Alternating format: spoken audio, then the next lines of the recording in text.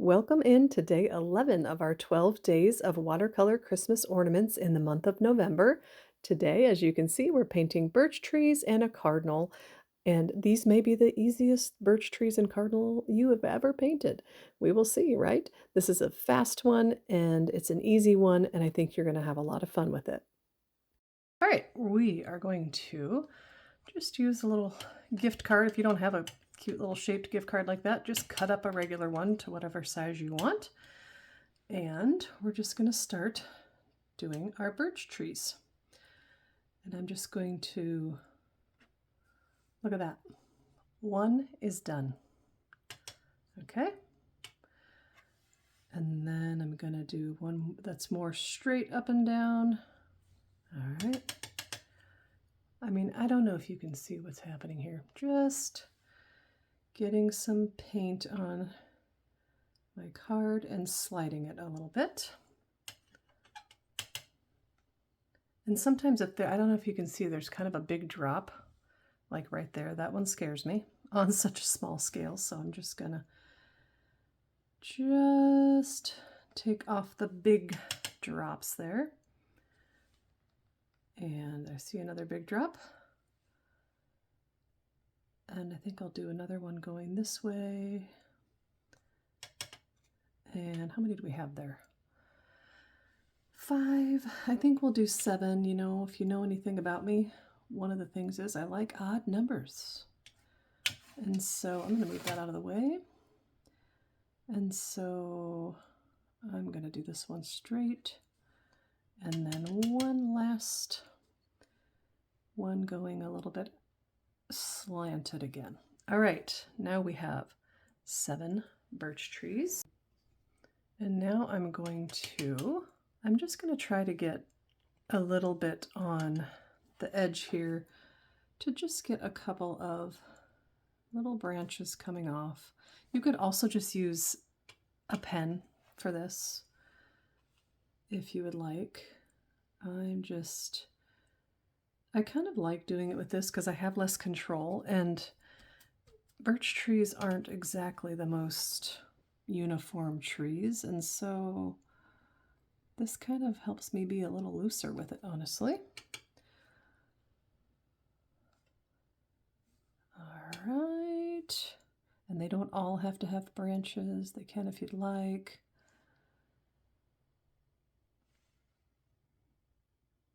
And I'm trying, okay, a weakness of mine is talking while I'm painting. And but I'm running so low on time this week that I'm going to try to do this so I don't have to do a voiceover later. And therefore, I am going to try to talk while I'm doing this. All right, just being pretty loose with my branches there.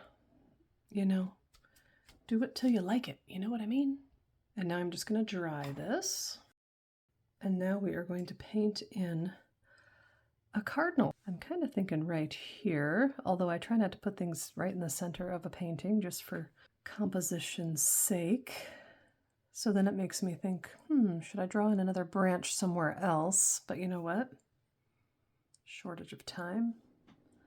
I'm going to put it right up here. Now, we are not going to worry about detail. We're going to just draw a body in here. And chances are we're going to have to come over this a couple times to make it bright enough.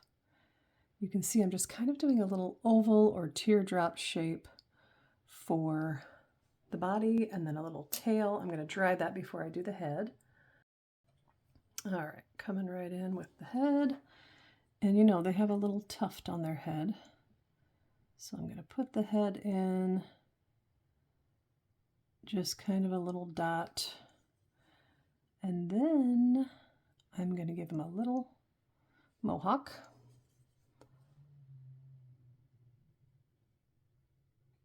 Don't worry, it's going to get better. It's going to get better. And coming in with our black. Just the same black I used for the birch. And we're going to give him a little bit of a blackness here, like they have. And then we're just going to play with the red a little bit more to make it a little bit darker,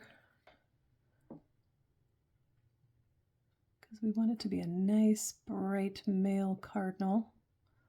That's my goal anyway. You're welcome to do a female cardinal, but you know birds. The male birds are just more vibrant than the females. That's just how it is. All right. Again, we don't need to get a bunch of detail in here, but I'm just trying to beef him up a little bit. He's ready for winter, you know what I mean? And now for his beak, obviously we'll do kind of a orangish yellow. I'm going to do a little bit of my orange and a little bit of my yellow until I get the color that I'm looking for here. All right, and then we'll just come right in off of the black, and you can see it's very subtle, very little beak. He might look a little goofy, but you know. What I'm going to do is bring the red up a little bit more toward the beak so that it doesn't look like that beak is protruding quite as much. All right. And then maybe a little bit more of the black as well. Just, you know what? My brush is not small enough. So I'm going to actually dry this. And then I'm just going to grab a Micron. A 1 will do. And then we're just going to put the black in here a little bit more. There we go. I like that. I like that a lot better. Okay, and optionally, you can paint in a background if you want. I want to make sure it's good and dry before I put it into my frame. Let's look at it without a background. Ooh, I actually like that quite a bit. I love the black and white with a little bit of red in there. This frame has a little bit of a ding in it, but that's okay. Ooh, I like it. I was going to say maybe I'll paint in a blue background, but don't you think that looks good? It just looks striking. Okay, I'm happy with it. What do you think? We're going with it.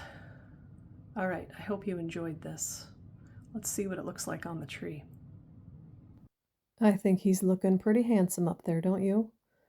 Okay, I hope you have fun with this. Just go with the whimsy. You know, you can take a Micron pen and outline the trees and outline the bird.